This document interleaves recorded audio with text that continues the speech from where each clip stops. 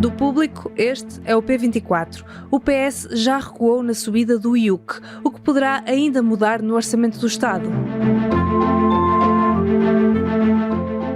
É um recorde. Os partidos com assento parlamentar submeteram 1.864 propostas de alteração ao Orçamento do Estado para 2024. As propostas estão agora a ser trabalhadas na fase da especialidade e a partir do dia 23 de novembro vão começar a ser votadas ainda na especialidade, para depois haver a votação final global do Orçamento do Estado a 29 de novembro. Só depois disso e do Orçamento entrar em vigor, em janeiro, é que o Presidente da República irá publicar o decreto de dissolução da Assembleia da República.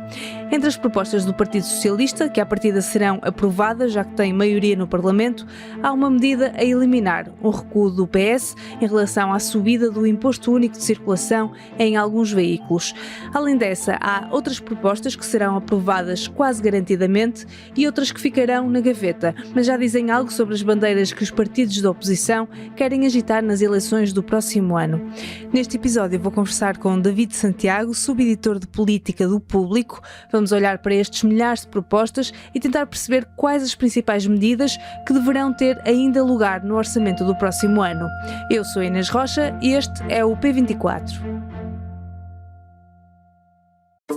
O que faz um bom azeite? Sabe como escolher?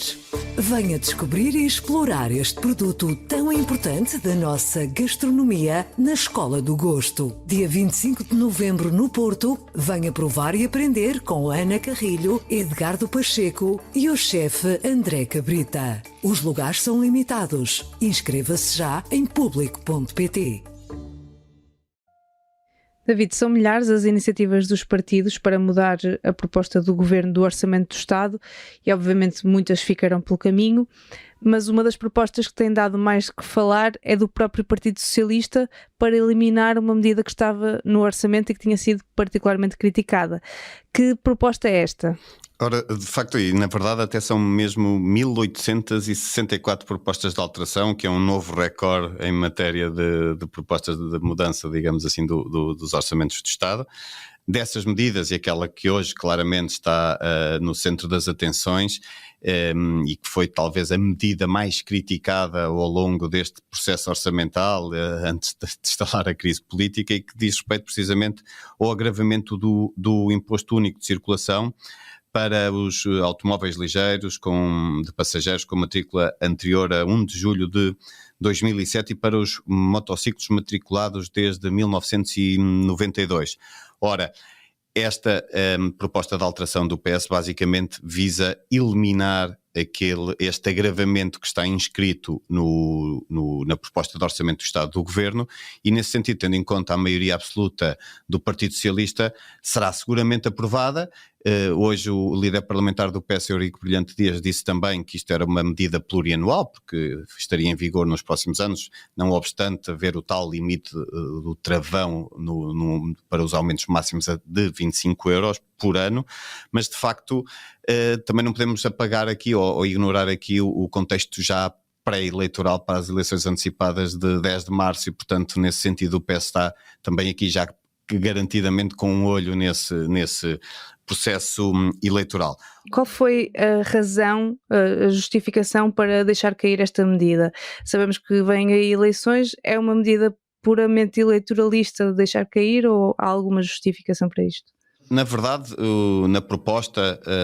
que deu entrada ontem à noite na Assembleia da República, o grupo parlamentar do PS fala nesta decisão, portanto justifica a necessidade de se eliminar este agravamento do IUC e passa a citar, por uma questão de justiça social e proteção dos cidadãos com maior vulnerabilidade económica. Ora, este foi precisamente o argumento que foi sendo apresentado ao longo de várias semanas, quer pelos partidos da oposição, quer numa subscrição com mais de 400 mil assinantes, numa subscrição que estava online, e portanto estes são os argumentos utilizados. Por outro lado, nós lembramos também que, e o público escreveu isso, que houve alguns deputados numa reunião da bancada parlamentar do PS, já no início do processo orçamental, que de facto criticaram a medida e inclusive em declarações ao público na altura a deputada socialista Alexandra Leitão chegou a dizer que provavelmente no trabalho na especialidade deveria haver aqui margem para mitigar esta medida. Ora, entre o mitigar, ou seja, reduzir o montante da subida, se quisermos, ou a margem da subida, entre essa mitigação e esta eliminação vai uma grande distância, e eu acho que no contexto pré-eleitoral que se vive está claramente relacionado com isso. Por outro lado, é também aqui se quisermos, porventura, uma cedência àquela que foi a pressão política, a pressão pública, social, inclusive porque houve sempre um argumento utilizado, sobretudo pelo governo, de que havia aqui um caráter ambientalista e ecologista nesta medida. No entanto, chegámos a ver as associações ambientalistas também elas a criticar a medida e a considerarem que não teria grande eficácia, além de que penalizaria de facto as pessoas com menor rendimentos e com menor capacidade para comprar veículos novos, menos poluentes ou até elétricos porventura. E portanto,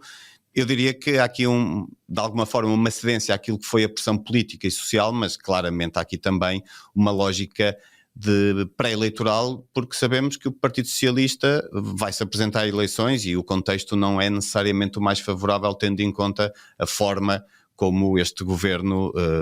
vai chegar ao fim, não é? E além desta subida do IUC, que acaba por cair, quais são as outras propostas que já sabemos que à partida vão avançar? Outras medidas e que têm alguma relevância e que serão seguramente então acrescentadas, digamos assim, àquela que foi a proposta do governo, está, por exemplo, um incentivo para premiar em termos fiscais os cidadãos que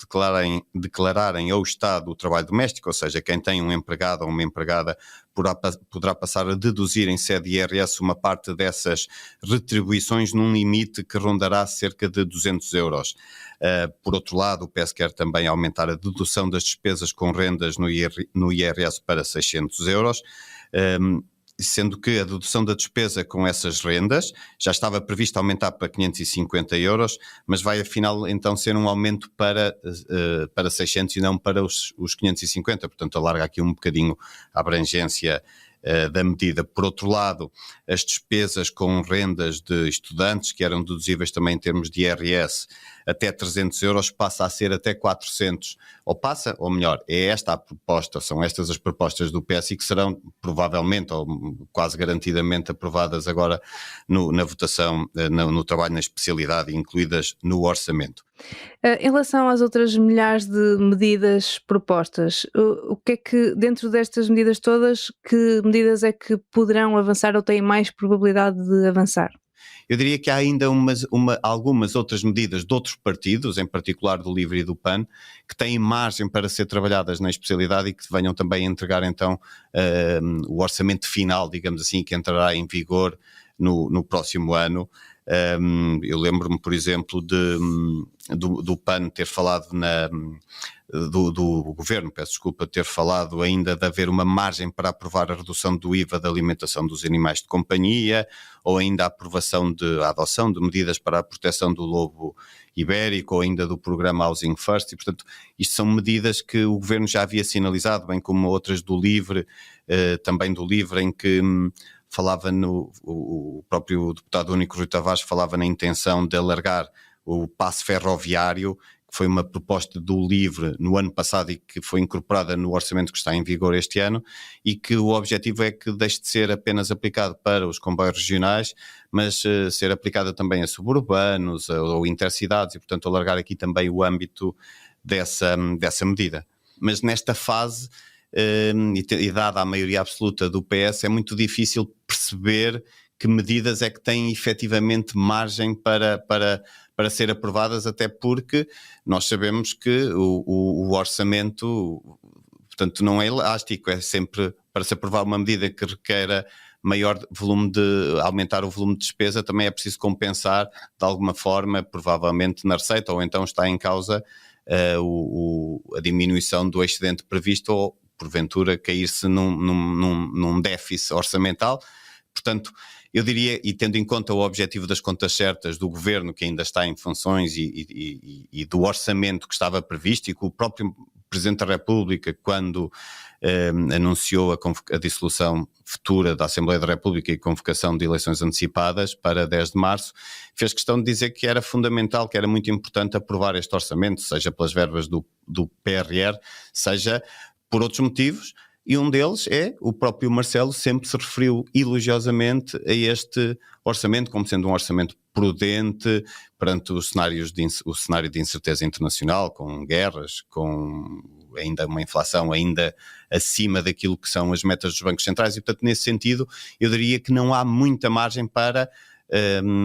aprovar-se muitas medidas. Eu recordo-me, por exemplo, de uma que vários partidos têm, em particular o PSD, mas também o Chega, da recuperação do tempo integral de serviço das carreiras dos professores, do tempo de serviço em que as carreiras estiveram congeladas, em que o PSD propõe, por exemplo, uma recuperação faseada em 5 anos, o Chega quer uma recuperação, por exemplo, no máximo até 4 anos, mas, por exemplo, são medidas claramente que exigem aqui, que comportam aqui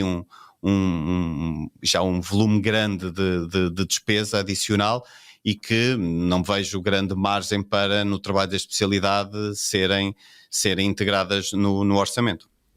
Dirias que estas propostas dos partidos, mesmo que não avancem neste orçamento, são já um lamiré daquilo que vão propor no plano eleitoral nas legislativas de março? Não tenho dúvidas que no caso da oposição, e se pensarmos no PSD em particular, a bandeira da descida de impostos, seja de IRS, seja de IRC, que está, por exemplo, agora em propostas de alteração do PSD, a questão da recuperação do tempo de serviço dos professores, seja medidas no âmbito da saúde, em particular no que diz respeito às negociações em curso com os médicos, não tenho dúvidas nenhumas que estas propostas de alteração, em particular as do PSD, mas dos partidos da oposição, serão as suas bandeiras, estarão também nas suas bandeiras eleitorais na campanha para as próximas eleições. Certo. David, muito obrigada. Obrigado, eu. Toda vez que eu vou ler Colin Hoover, eu sinto que eu tô usando droga. Eu não consigo largar nenhum deles. I've read every single Colin Hoover book, but these are my favorite. Eu chorei no começo, chorei no meio e chorei no final. Meu Deus, que dor! Esta quinta-feira à tarde há novo episódio de Como Assim, um podcast sobre fenómenos da cultura pop, desta vez sobre uma escritora que invadiu o TikTok e todos os tops de vendas de livros. É tudo por hoje, eu sou Inês Rocha, a música do genérico é, como sempre, da Ana Marques Maia. Tenham um bom dia e até amanhã.